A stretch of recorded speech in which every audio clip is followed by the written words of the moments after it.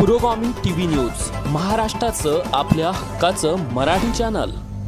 हिंगणघाट येथे गुढीपाडव्यानिमित्त भव्य बाईक रॅलीचे आयोजन। हिंगणघाट येथे सकल हिंदू समाजातर्फे आयोजित करण्यात आलेली हिंदू नववर्षाची भव्य बाईक रॅली मोठ्या उत्साहात आणि जल्लोषात पार पडली।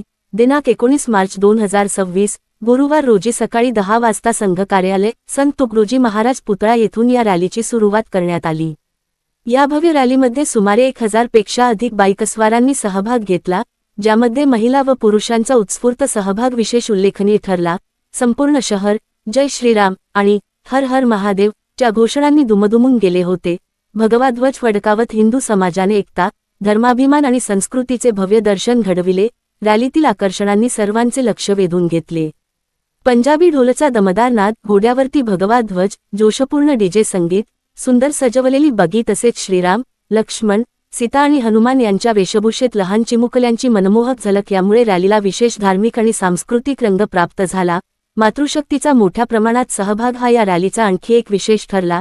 या कार्यक्रमाला वर्धा जिल्हा संचालक जेठानंद राजपूत, नगर संघ चालक विनोद नांदुरकर, श्रद्धा कुणावार, नगराध्यक्षा सौ नेना उमेश तुळसकर, शिवप्रतिष्ठान हिंदुस्थानचे शिवव्याख्याते राजा महाराज शेंडे, माजी नगराध्यक्ष प्रेम बसंतांनी, नगर उपाध्यक्ष निलेश ठोंबरे, उमेश तुळसकर यांची प्रमुख उपस्थिती लाभली।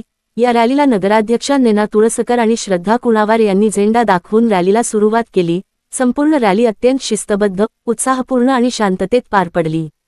या रॅलीच्या यशस्वीतेकरिता विश्व हिंदू परिषद जिल्हा मंत्री शरद कोणप्रतिवार, वर्धा जिल्हा बजरंग दल सुरक्षा प्रमुख प्रशांत तिवारी, जिल्हा सह गौरक्षा प्रमुख राम नटके, हिंगणघाट प्रखंड मंत्री देवा वाघमारे, हिंगणघाट बजरंग दल संयोजक दीपक शर्मा, संदीप मोटवानी, विद्या पेंडके, सविता धारकर यांनी मेहनत घेतली। आयोजकातर्फे सर्व सहभागी बांधव, भगिनी, तरुणी तसेच मनःपूर्वक आभार मानण्यात आले।